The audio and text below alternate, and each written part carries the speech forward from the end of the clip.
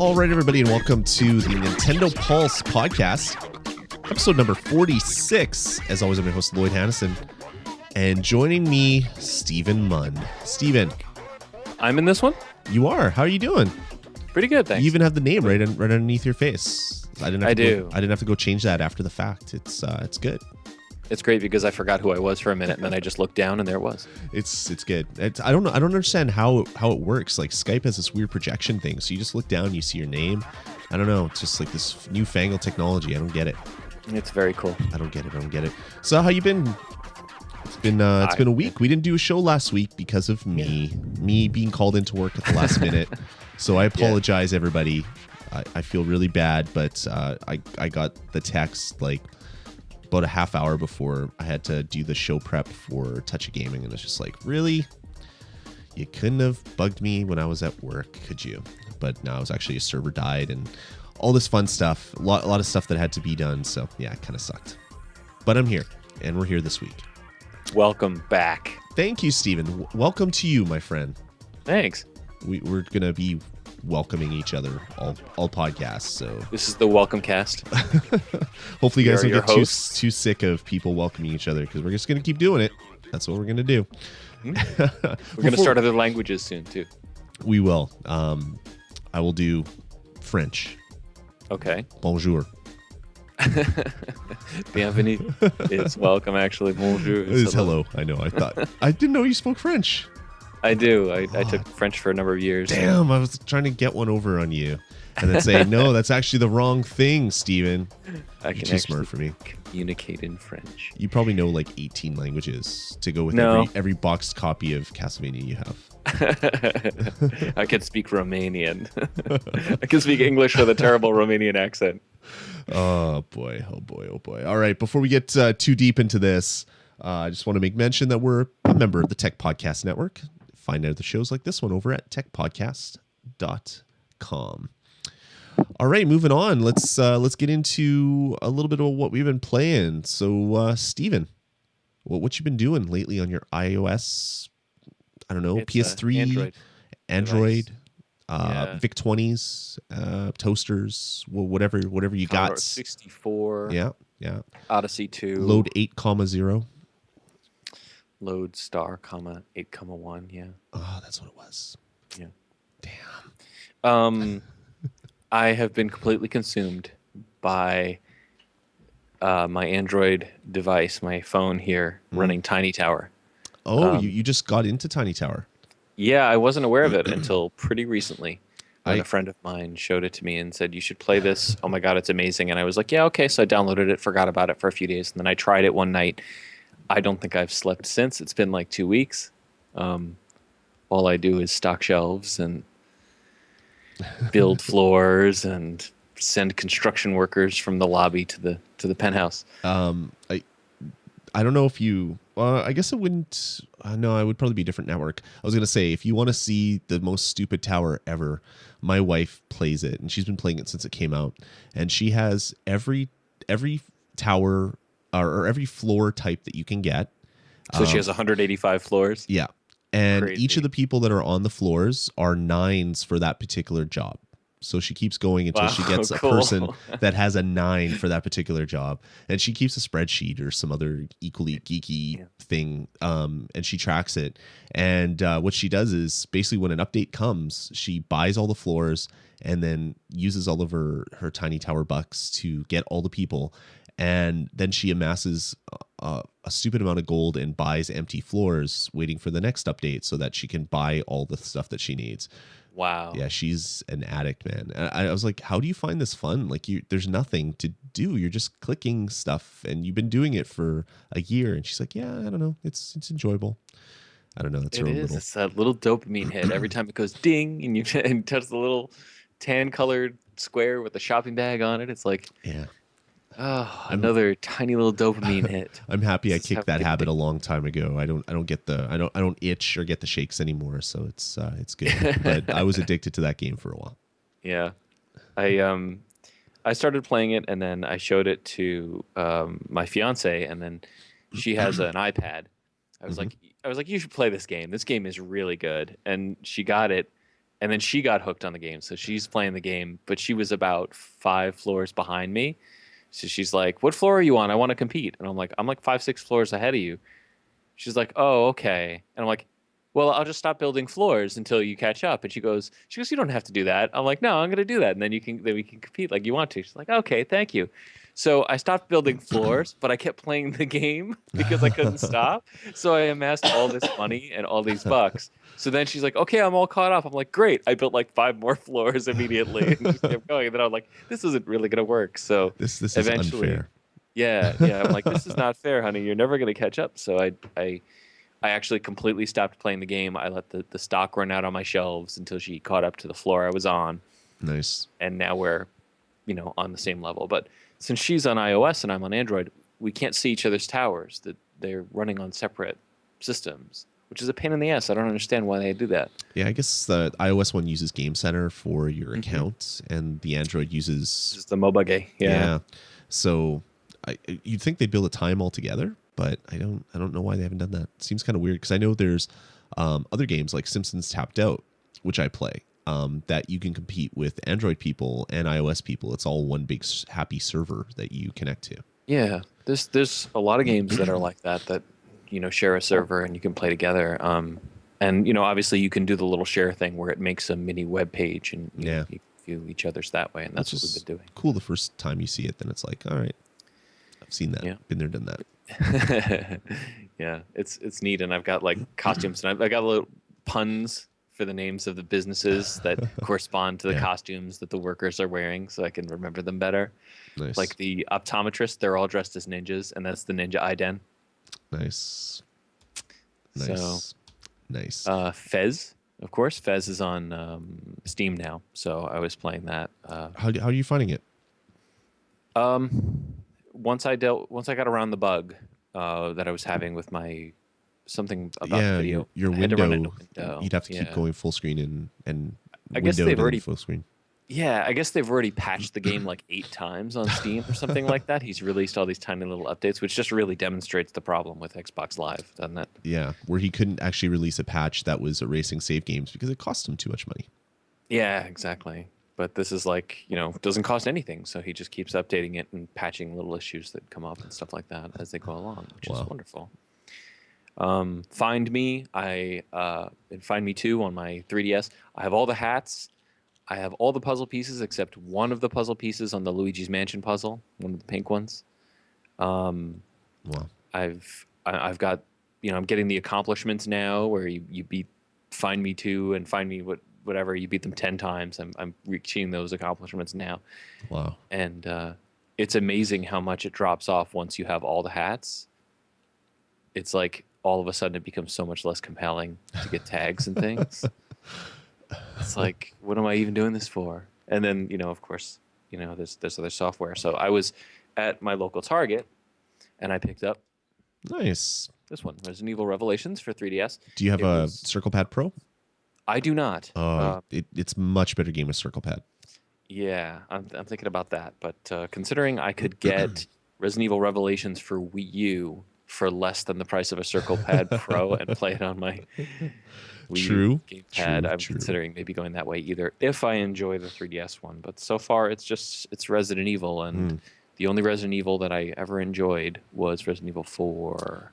Yeah, it's Resident Evil in small rooms that you're running between. Like, it seems to be a lot more compartmentalized, which is, it's okay. Yeah, I don't know. I don't really like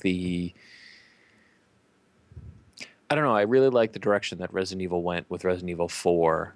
Right. Compared to the others. It just feels so much... You're Making talking up new like words today. It just felt... it felt so much more comfortable and better designed and stuff like that. I miss that design when I play this. Right. Monster Hunter 3 Ultimate for Wii U. I think that's the 4th Wii U game I've bought. Oh, cool. I don't know. I played the demo and I think I just realized that that's probably not something that I'm ever going to play. As much as I want to, I don't think I'm that person that will ever get in a big raid and attack a creature for 45 minutes to get its fur and meat and then do it again. a couple of friends at work who are Wii U and 3DS owners who have the game both on Wii U and on 3DS, and they play it all the time. Wow. And they were like, "You have to get this game. This game is so good. You got to get it. We can all play. It'll be so much fun." And I was like, "No, no, no. I don't have the time. I'm not going to play the game. I'm not interested. No, no, no. I played it for review when it was Monster Hunter Tri on the Wii, and not really my thing." But it's all bright and shiny and up-res. I mean, that's got to make it better, Steven. Yeah, and it's got some new content in it as well. So, I, out of curiosity, when I was at the mall, I was at a GameStop and was looking at it on the shelf, and I'm like, this game should not be $60. So I looked on Amazon, and it was $40. Oh. And I was like, okay, $40. I think I can give that a shot, because even if I don't really like it, I could probably resell it for almost that. Mm-hmm. So I picked it up, and I've maybe spent an hour with it so far, and so far it seems like it's the exact same game that was on the Wii, just running at 1080p. Yeah. Or 720p on my television. Cool. 1080i. And that's it. I think that's all I've been playing this week. Cool. I've been playing a little bit. I've been playing stuff on my PlayStation 3 and other stuff. I'll just talk about the Nintendo related things, because nobody really wants to hear that other stuff from me, because I do that on the bonus stage. I talk about that stuff at length. And on my Wii U, I ended up picking up Super Mario World. And yes, Steven, cool. I know I should call Nintendo and give them my serial numbers and send it on my boxes and blah, blah, blah. I know that. I didn't want to go through all that crap. So I picked it up and we played Super Mario World, me and my kids, and they absolutely love it. They love New Super Mario Brothers. And this is like more like pure Mario love, all wrapped up in a warm Mario cuddly blanket with Mario slippers. It's just such an awesome game. And that sounds so cozy in bed. It is cozy. It's like coming home playing this game, and played a lot of it, and they really love it. And then also a game I didn't put here, but I've also been playing, is the original Mega Man on Wii U as the virtual console. They don't like that at all, because it's kind of on the other end of the punch you in the face while spitting on you, and making fun of you while doing that. So they didn't find that one enjoyable. They love the Super Mario World, so we've been playing a fair bit of that. And we also picked up, I don't know if I said last episode, probably not. I picked up a copy of The Amazing Spider-Man on the Wii U. And I know this game came out like a year ago on other platforms, but they released the Ultimate Edition on the Wii U. And I was like, okay, I didn't end up picking up this game a long time ago, but I wanted to. Might as well pick this one up. And it was $40, so it was already at a lower price. And it includes all the DLC that came out on the other platforms. I think it says it on the box. I don't know how to actually get on any of that DLC, because it doesn't tell you in the game how to activate any of it, but it's there, I'm assured. And I'm playing that with the kids. It's a little bit too much for them. My son turned 7 and he plays a lot of 3D games, but I think the like jumping around and this game is like you're Spider-Man, obviously, and it's an open world game, but there's a lot of interior kind of stuff as well, and you pretty much can stick to any surface. So you'll jump off a wall and you'll stick to a ceiling and then move and then fall and hit the floor, and the camera's flipping around like crazy. So he gets kind of confused and flipped backwards. So he doesn't enjoy playing it. But the kids love watching me play it. So we'll go swing around Manhattan and stop random violence, and go on car chases, and which is really fun. You chase after a car, and you basically spray web on the once you reach the car, you spray web all over the windshield, and then eventually you jump off and then make this huge web, and it catches the car like a big spider web, and kids love that. And so much fun. It was such a great game, and I don't know why I didn't play it before. I should have picked it up like a year ago on the PlayStation 3. I just never did. But because we did that and played that, we've also watched the Spider-Man movie a bunch of times, and the kids are all into Spider-Man again. It's amazing how their interests kind of shift and move depending on kind of what we do as a family. Like we watched Avengers, and they were all totally into superheroes and wanted to watch all the cartoons and read the comics and all that stuff. And then now we're doing some Spider-Man stuff, so they're all like heavy into Spider-Man. And I think back to when I was a kid, and it's like, holy crap, I was just as impressionable. It's scary how impressionable kids are, but at least we're doing fun things. So it's been a good time. Really looking forward to an actual game to come out that I can play on my Wii U, though. So looking forward to that. Holding my breath. That'll be a good thing, won't it? Hopefully it'll happen soon. Hopefully we'll know more about that tomorrow. But we'll get into that when we get into the news. All right, moving on. Let's get into notable releases. Super Metroid hit the Wii Virtual Console. It's one of the 30-cent games, so go download it. Everybody needs to have this on their Wii U. One of the better Metroid games. It's so much fun to play, and it's 30 cents, which is just laughably cheap. Everybody needs to own this one because, hey, what else are you playing on your Wii U?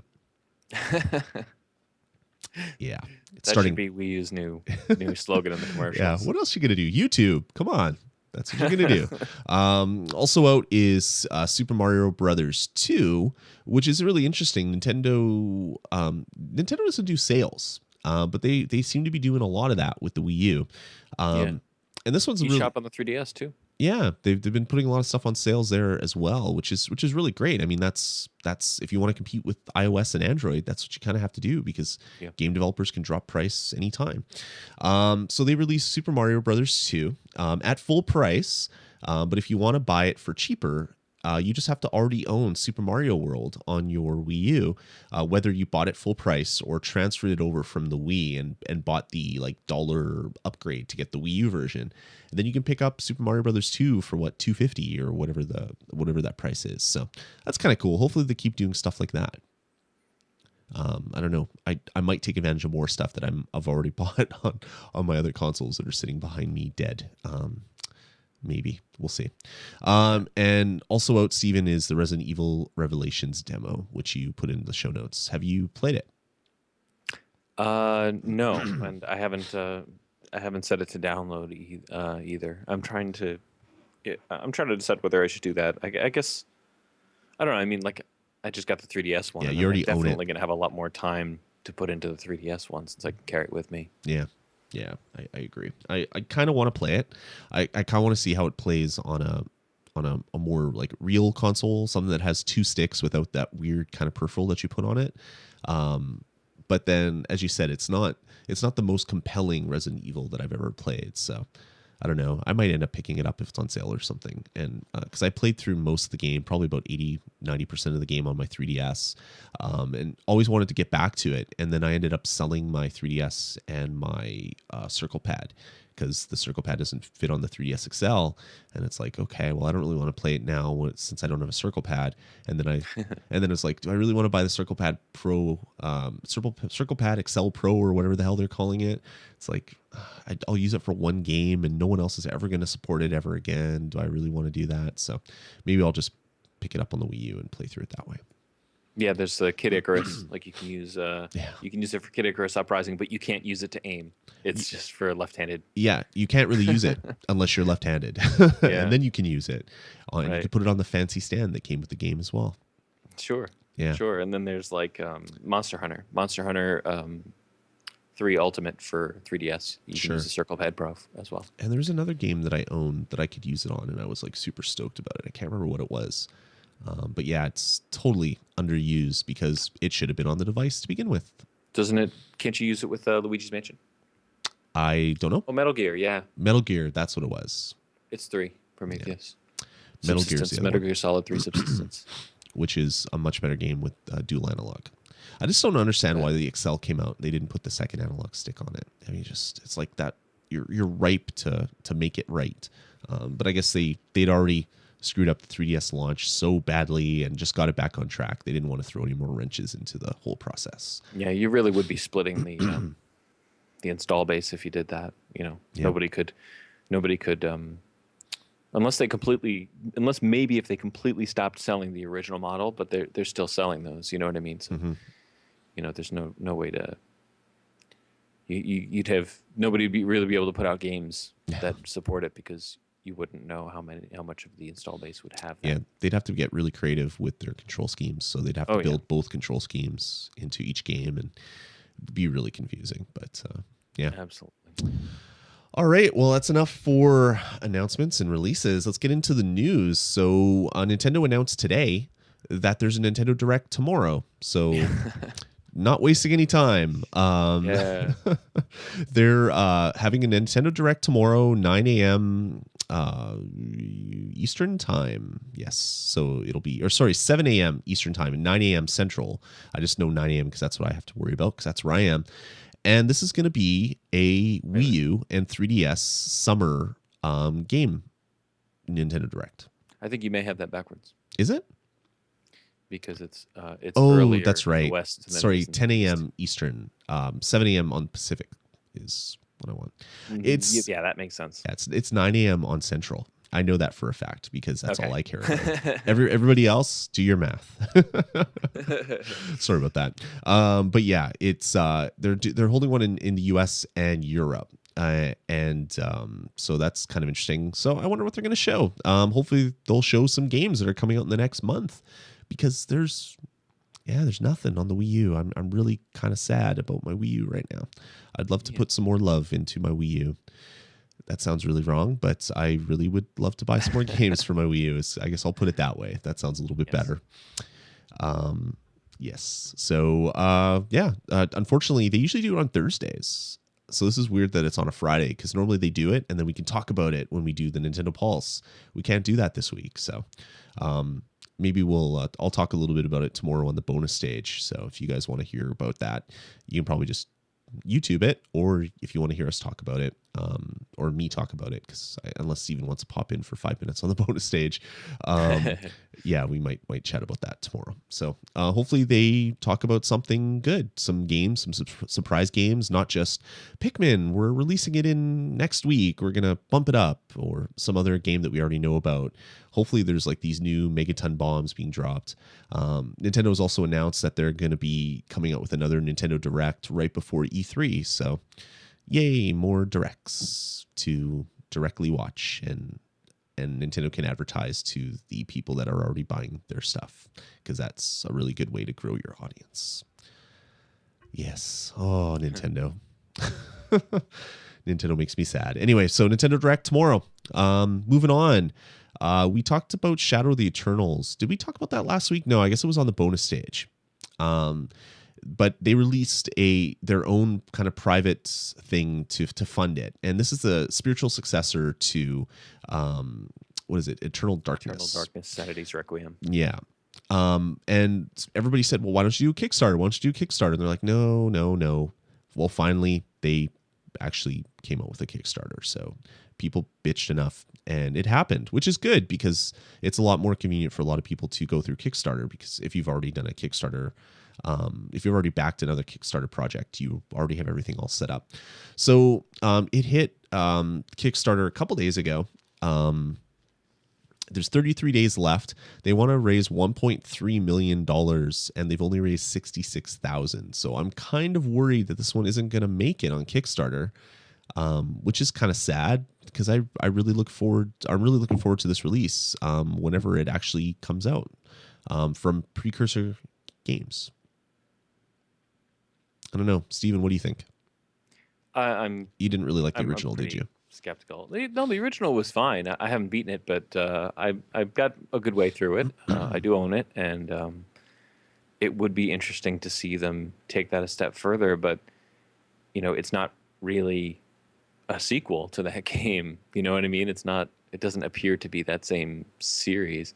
I don't know if they can do the sanity meter stuff, because I know Nintendo has a patent on that. Mm-hmm.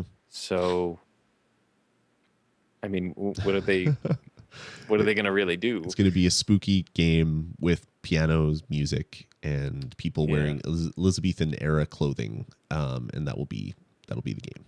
And I also think that the budget seems a little ridiculous. I mean, games these days cost a hell of a lot more than $1.2 million. I mean, it's what they're doing. Episodic or not, I was going to say, like, they're releasing episodic, so maybe they're hoping for constant small injections of money into their studio, and they're probably going to do. It's going to be on on Wii U. It's going to be on 3DS. Maybe they'll put it on an iPad or something. Like, I thought it was Wii U and PC. Is it Wii U and PC? It's not going to be on portables at all. Yeah. Maybe they'll end up going to Android or iOS or something,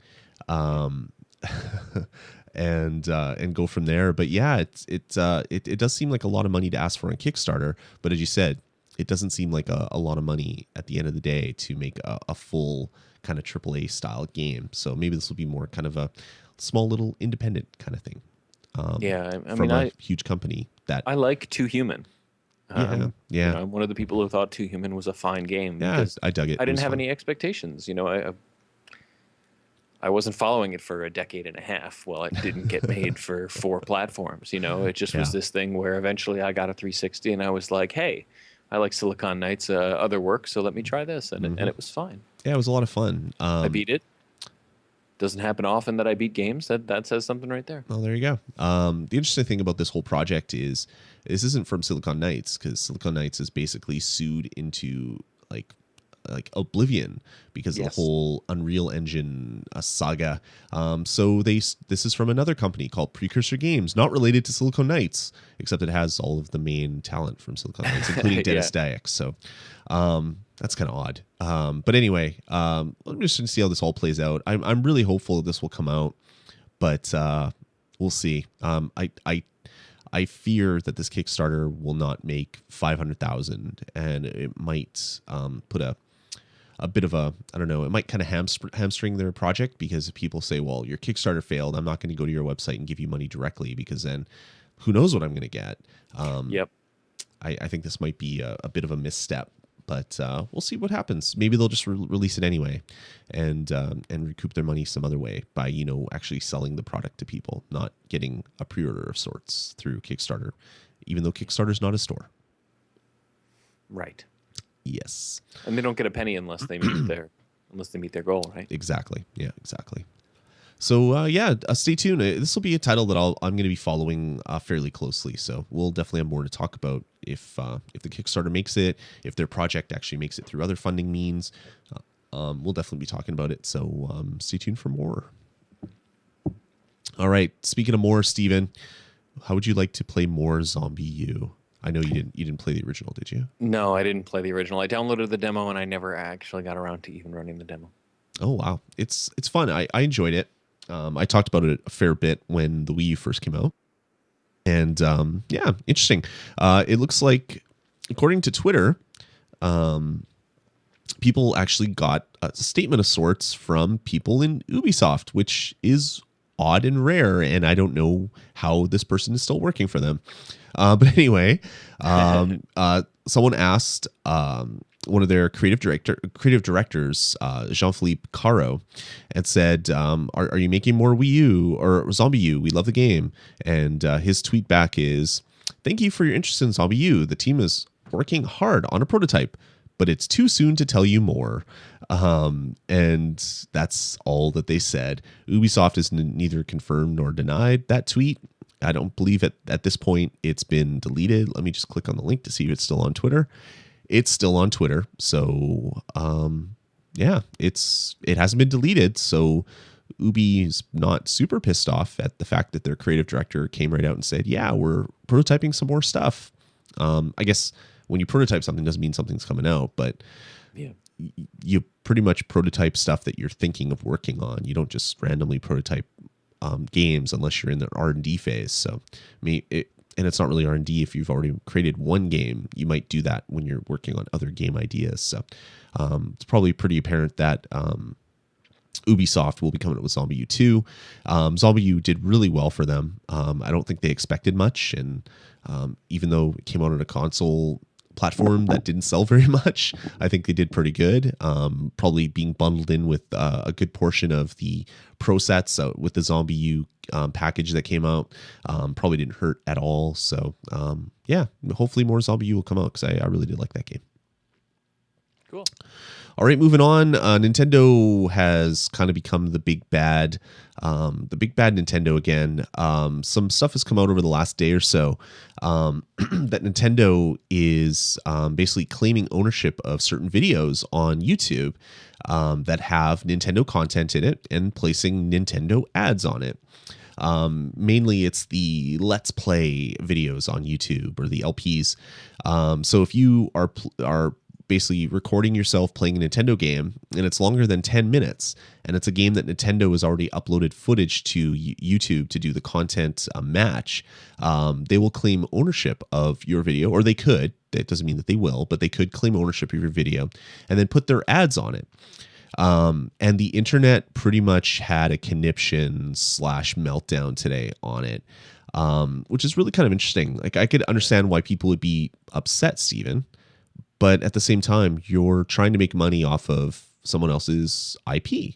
So I can see Nintendo's place. I don't know. What are your thoughts, Steven? Yeah, I mean, I can't really see how they're not legally within their right to advertise their stuff on top of their stuff. Yeah. It's not a nice thing to do to your community that is trying to build up stuff on YouTube. But then at the end of the day, Nintendo goes to YouTube and sees someone play through all of a game. And it's like, okay, well, not only are they making money off of this 3-hour YouTube video, but now a person may not buy the game because they've already watched it from start to finish. So I can see it from both sides. I followed a bunch of different arguments. You had Marcus from Notch from Minecraft fame said that they were actually approached by YouTube and they were said, okay, look at all these Let's Play videos. If you were to claim ownership on all your videos, you would make this large pile of money that you could dive in and swim around in. They chose not to. They just said, no, that's kind of against kind of our thoughts on the whole Minecraft phenomenon. So it looks like YouTube is probably approaching, and other companies have made content requests, takedown requests, or have placed their ads on it. So this isn't new. But this is really the first from one of the big three to really say that, yeah, any of our stuff, it's ours. I don't know. I can see why people would be upset, but then at the end of the day, it's like I was following who was it? I think it was the Tony said, yeah, it's like scanning in comic books and then basically writing on them in Microsoft Paint and re-releasing them as your own and then trying to sell them. Like you're using someone else's content and you're changing it a little bit because when you do a Let's Play, it's your experience playing it. You're usually doing some form of voiceover while you're playing it, but it's still someone else's intellectual property. And just the fact that you bought a $60 game doesn't give you rights to rebroadcast that. You don't own the content. Exactly. So anyway, we'll see how this all plays out. It's for videos that are 10 minutes and above.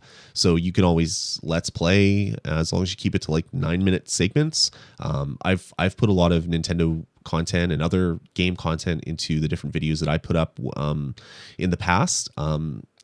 This isn't going to stop me from putting Nintendo stuff in it.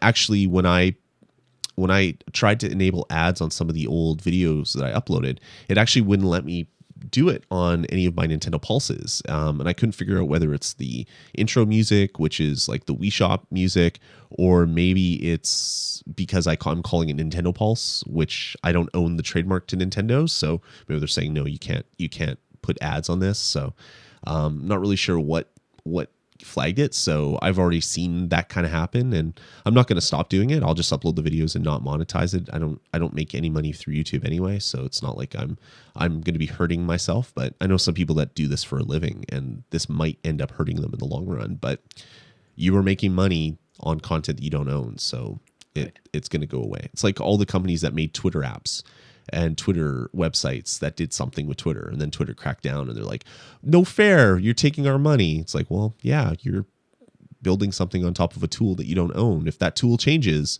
your company will come crumbling down. So Yeah. Anyway, I'm not too upset about it, but I know on the internet a lot of people are. So we'll see how that all plays out over the next little while.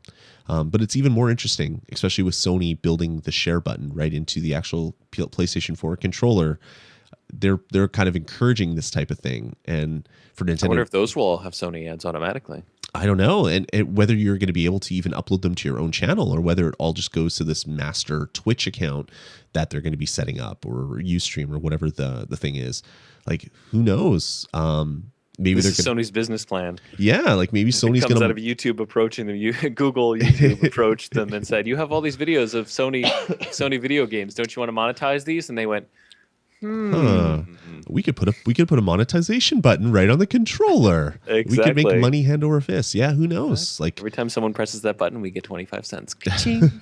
Yeah, they wanted to actually put a little coin receptor on the controller, but they couldn't perfect the teleportation that would have to happen for each quarter that you put in there. So this was much easier and involved far less quantum mechanics. So.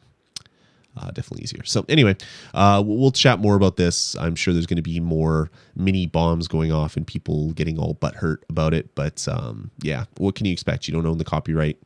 If the copyright owner says don't do this, you kind of have to comply. So yeah. Yeah, I think a lot of these let's plays are using emulated games anyway. So yeah, it's like, for sure. I stole this game fair and square and made a video of it and sold it to make money off of it. How dare you? And the funniest thing is some arguments where people are saying it's like, well, I put just as much content into this because my commentary is just as engaging as the video. It's like, well, then just put up your audio. Then describe what you're doing. Like if that's just as good as the video, and it's like obviously that's not going to work. And then they're like, well, we should share the revenue. It's like, well, no, you're still not like owning the stuff that you're putting up. Like there's no share. They're stealing. That's all there is. So yeah, it also doesn't explain why I mute each and every one of those when I watch them because the asses narrating were never entertaining. Yeah, they all talk about bros and shooting people in the face. And yeah, not too much fun for me. All right, moving on. There was a great announcement last week that really made me happy, and I made a really terrible mistake putting in the show notes saying that Scribblenauts Unmasked has been unmasked, because that is a really terrible thing to put in. The next Scribblenauts has been announced, and it's coming out this fall to the 3DS, the Wii U, and PC, and it's called Scribblenauts Unmasked, and it is essentially Scribblenauts with 2,000 DC things in it. So there's over 2,000 DC Comics specific words in the game. That includes pretty much every single character that has ever been in a DC comic, with all of their properties as well. So if you want to, like, whatever the name of that stupid Green Lantern planet is, if you punch in that, it actually makes a huge planet that has its own gravitational field and stuff in the game. A bunch of different variations of the different characters as well. Mogo, there you go, Foreman. I knew Foreman would know it. I'm like, wait for Foreman to type it. Yeah, thanks. Foreman's gonna know. Thanks, Foreman. A whole bunch of other things related to the DC universe, all inside this game. It made me really, really happy. Not as happy as a Marvel one would, because I'm more of a Marvel kid, not a DC kid. From when I used to read comics way back in the day when I was growing up.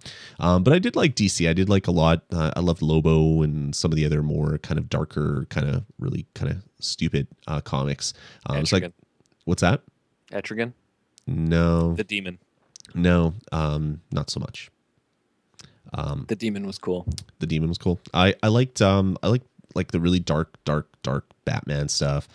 Followed a lot of that stuff. I didn't buy all the comics, but I bought samplings here and there.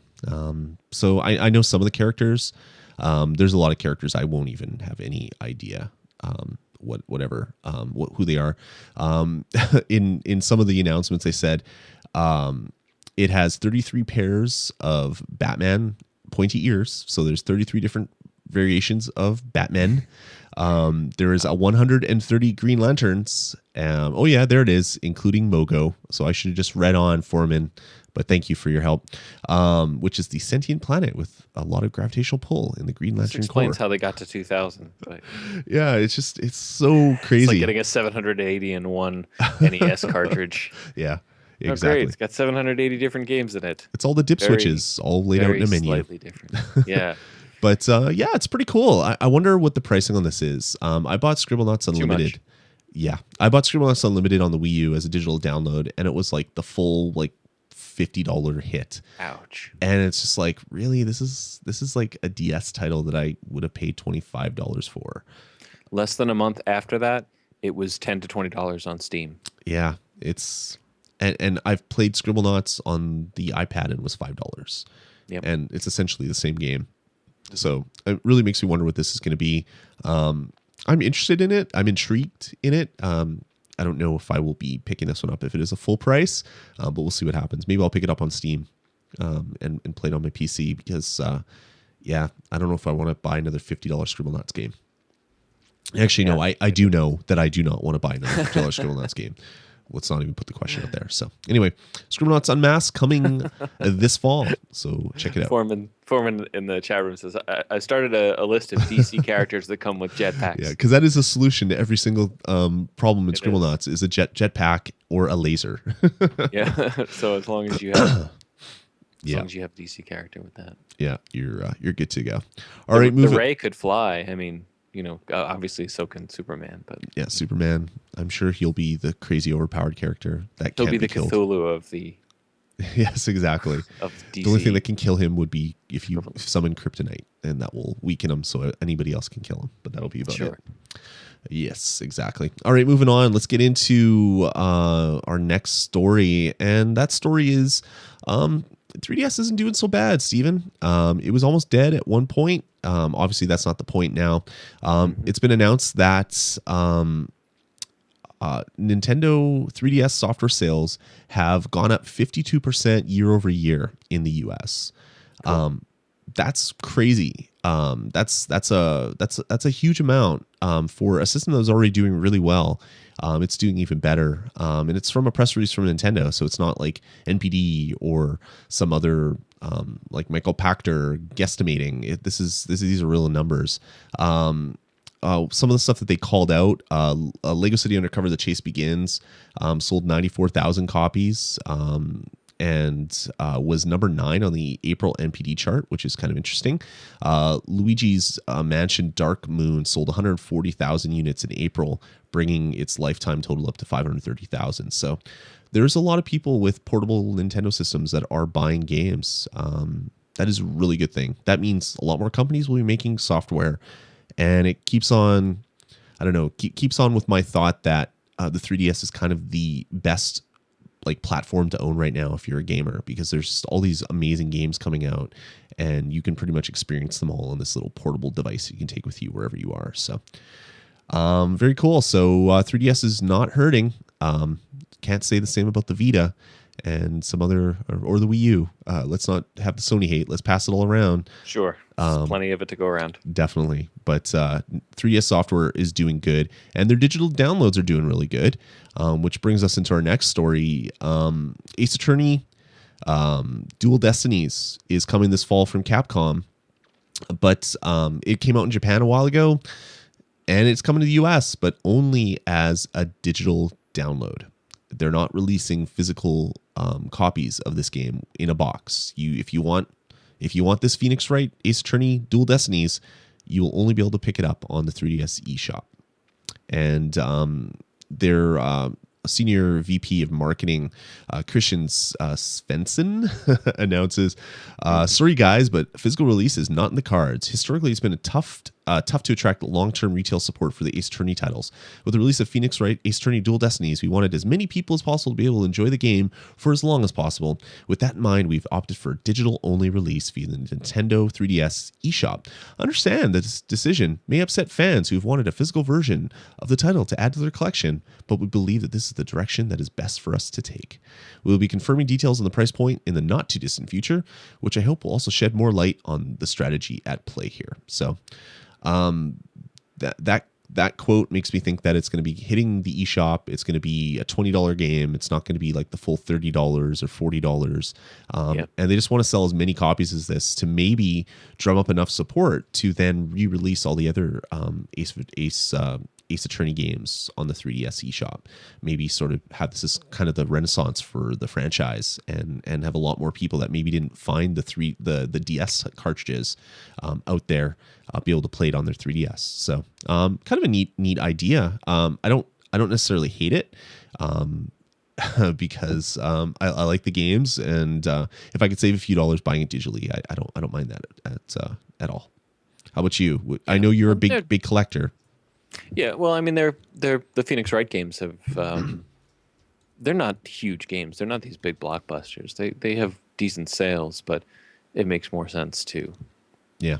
It really makes sense for this to be a digital game. It's kind of a cult classic.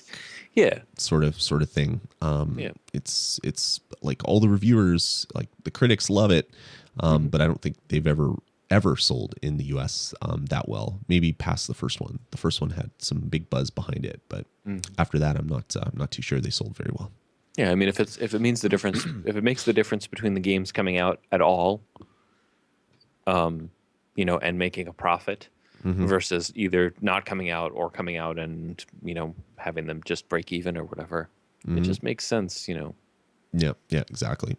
And as longtime listeners to the podcast, way back when it was DS Life, the first Phoenix Wright game is the game that Edgar played for, I think, 17 months in a row. And I don't think he finally beat it. So maybe that says something about the title. Maybe that's why it didn't do so well in the stores, that it wasn't that compelling to a lot of people. All right, enough of that. Moving on.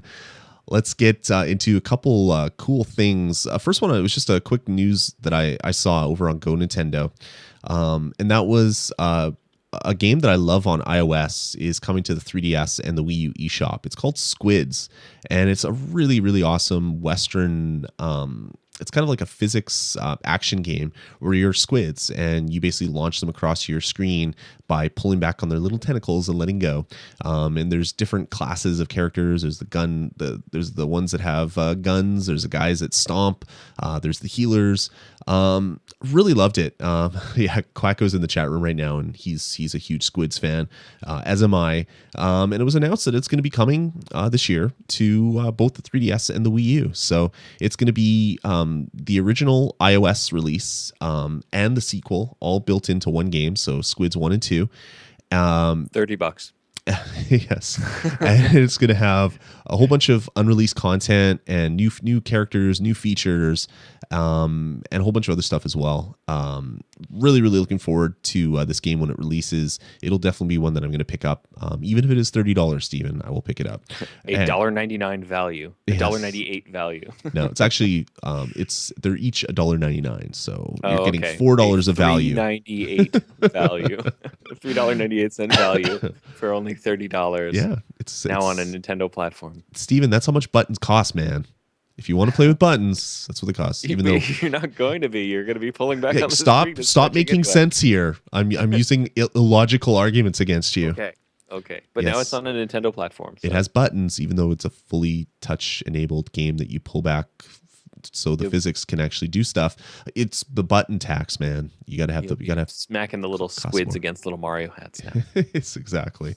Yeah, maybe because there's a hat mechanic where you get hats and that gives you your upgrades. Like you don't upgrade through leveling up. You find hats which then you apply permanent bonuses to your characters. So maybe there will be Nintendo themed hats like Mario and Luigi and. Oh, I never got that far. I never even saw the hats. I tried the demo because you were talking about it. Oh, it is. You didn't like it? Positively, it was okay. It is so like good. Special. No, once you get into the game, yeah, it's that's right. It's compelling and fun, so it is not Tiny Tower. Oh, zing! Designed to steal cash from your wallet. Hey, I haven't paid a penny. That's true. Tower. Actually. The Nimblebit guys are really good at giving you free stuff. You don't really need to buy it unless you really need a boost. So they're really good. So I'd say the same for my fiance. She's already dumped about $12 into it. Oh no, just to catch up to you. I don't know. She just she said she wanted She kept running short of bucks and she wanted more, so she just bought them. No, well, that works. I mean, that's why the game still is, the servers are still up, because enough people are still doing that. Yeah, that's how the business works. Cool. All right, moving on. Let's get into our second last story. This is a really cool Japanese 3DS peripheral that I wanted to make mention of. It's for a 3DS title, which is I guess an add-on to an arcade game. I saw this. And it's huge. it's crazy. It's called Pokemon Shred-a-Lab for Nintendo 3DS. And it basically, it's this little tiny plastic card reader. You're calling it tiny, but that's not accurate at all. Well, it's the same size as the rest of the 3DS XL. Well, exactly. It's tiny compared to the arcade system, Steven. Oh, of course. Thanks for clarifying.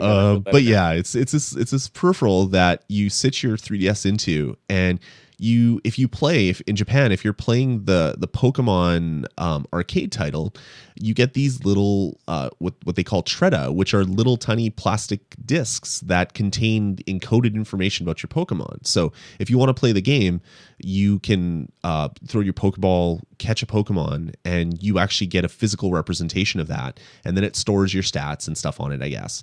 But I can't imagine like how annoying it is to keep this thing stocked with those little plastic discs if you're an arcade operator in Japan. It would just kind of drive me insane. But anyway, this is an add-on to that game where you can actually take the discs that you have that you've gotten from the arcade and then load them into a little 3DS app and train up and battle and do stuff like that. Really cool. And the only reason why I'm mentioning it is because I'm really sad that we don't have arcades here in North America like they do in Japan. Like I'm super jealous of all the really cool stuff they get out there. Whether you're sticking fingers up various body parts or getting in a full thing that basically climbs you up a wall, or playing Pokemon where you get little physical items. There's so much cool stuff that happens in Japan that I really wish we had here in North America. But yeah, anyway, that's Pokemon Shred-a-Lab, and it's coming out on 3DS in Japan. And yeah, that's it. It's just cool, Steven. I'm sorry, I had to include some of these fluff pieces. You have to kind of throw them in to. No, it's cool. I just find the whole thing hilarious because it's such a ridiculously large peripheral. Yeah. And when you see the XL sitting in this thing, it's like it's like battle armor. Might as well just use a Wii U controller. It's like you're basically building robot battle armor for your 3DS. Yeah, you're making some sort of mech. They're gonna fight next. They will. Yeah, they'll be. That would actually be pretty cool. A little mech armor for your 3DS. That'd be cool. Physically, actually, be like BattleBots, but like a physical representation of the BattleBot TV show that you put your 3DS into. Buzzsaw through the middle of your 3D screen. That'd be good. It would help Nintendo sell more hardware. That's true. It would be. All right, moving on. This is our last story. And I don't know, it's just kind of cool. The reason why I want to talk about it, it's really not much. But some of the some of the hackers, I guess, that worked on some of the homebrew solutions for the Nintendo Wii, getting the homebrew channel and stuff like that. They've been doing sort of different attacks and kind of looking at kind of what the Wii U does. And they've basically been able to fully reverse engineer the Wii U gamepad, figure out how it communicates with the Wii U base, how all this stuff happens. And really interesting. I'm going to link to an article if you want to read more about it. But essentially, the gamepad, it just creates like an 802.11n, so similar to a wireless network you'd have in your house, and it creates a point-to-point network with your Wii U, and that's it. That's how it communicates. All the video is transferred that way. All the button presses are transferred back that way. So it's nothing like super encrypted or anything. So they're looking at ways to maybe capture this data and broadcast it online. They also found out that the firmware of the Wii U gamepad, it's stored encrypted on the ROM, but when you turn on your gamepad, it gets loaded into memory and it's unencrypted. So they have a full dump of the ROM. That's what they're able to disassemble and stuff like that. They know how it communicates for updates. They know all this stuff. They have video from the gamepad being shown on their PC, so you can play a game and it's the video is actually being mirrored to a PC. So I don't know. It's really cool. I love seeing these hacks. I wonder what's going to happen with it. I wonder if there's going to be a way to like keep your Wii U at home, but play with your gamepad while you're like on the go through some weird internet tunneling. Oh my God, that would be crazy cool. How awesome would that be? Like, do you Except remember? for the battery. Yeah, exactly. You get 30 minutes out of it, Steven. That's all you need to play games. Do you remember Warp Pipe way back in the day? I do. Imagine like a warp pipe like thing, but instead of warp piping your multiplayer with other people, you're warp piping your gamepad back to your home. That would be really, really awesome. I'm sure the latency would be killer though. But yeah, pretty interesting. It just shows that developers out there, developers of the homebrew scene are looking into ways to exploit the Wii U to get homebrew running on it. Hopefully they can keep the pirated stuff off of it. That's not what they want. You know they're there to steal software. Not for the homebrew channel guys. They made it very hard for pirated software to run on it. People are then able to build on top of what they did.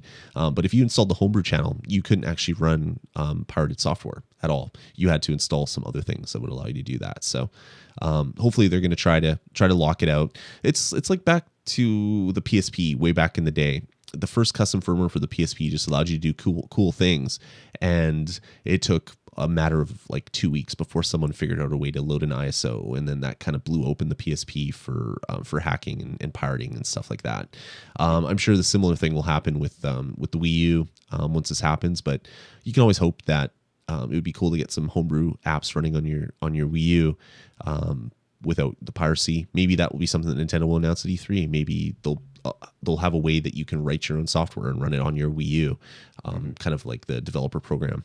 Especially since Sony... It's not going to happen. No. Well, Sony made their developer program free. So you can write software for the Vita and other Sony Play platforms for free now as a developer, which is pretty cool. So yeah, they used to have the XNA thing for the 360. Exactly. They don't anymore though, right? No, they've changed it. They've taken off the homebrew channel, like the homebrew section. I think from the right from the actual menu system, so you can't even find that stuff anymore. I believe so. Yeah, it looks like Microsoft's kind of going the other way. Sony's going one way because they want I guess the iOS and Android developers of the world to start writing software for their devices. Yeah. Nintendo kind of wants that too, but maybe this will be something to convince them to maybe make it so it's easy to write software and plug in a USB card and have it run right on your Wii U without getting a dev kit. That would be pretty cool too. One thing I'd like to see in homebrew is the ability to run GameCube games. Yeah, that would be awesome. Right from the discs, be able to put the discs in there. That would be really cool. I doubt that mechanism would be able to accept the small discs though. You need a pretty specific thing to do that. Yeah, that's true. Have to be designed for that. Yeah, but maybe there's a way to get around that, hooking up like your GameCube to your Wii U some way, which totally defeats the purpose. But yeah, like stuff like that is really awesome. It would be really cool to get that type of stuff running. Sure. All right, man. I think that's gonna about do it for this episode. Thanks for joining me yet again, Steven. Thanks for bringing me here and talking about video games. Always happy to talk the video games with you, even though it's like really late where you are. It is like just after midnight here. I always keep you up late, Steven. I started playing Tiny Tower again because she caught up. So I probably wouldn't be sleeping till 4:30, maybe 3 to 4:30 in the morning. Anyway. Well, okay. Well, then I don't feel so bad. Good. You kept me away from it for a couple hours. Exactly. Sort of. I picked it up a couple of times and looked at it. Well, that's good. That's okay. It's okay. I do talk a lot, so that's fully allowed. That's your job here. All right, guys. Definitely thanks for tuning in. Thanks for subscribing. Thanks everybody that came to the live chat while we were doing the show. We'd love to see that. Just a reminder, we do the bonus stage every Friday night at 10 p.m. Central. So head on over to vgpodcast.com/live. You can check out our recording schedule there for all the shows that we do here on the network. Definitely would love to see you in the live chat room while we record a show. Head on over to vgpodcast.com. You can click contact us at the top of the page or email us directly at vgpodcast@gmail.com, or you can call voicemail line, which is area code 505 VG Podcasts, and it does work. We did receive a voicemail this week, so I will be playing that tomorrow on the bonus stage. Steven, you're at Stephen J. Munn on Twitter. I'm at DazMe. And that's going to about do it for this week, guys. We'll talk to you in about a week's time. Take it easy. Bye-bye.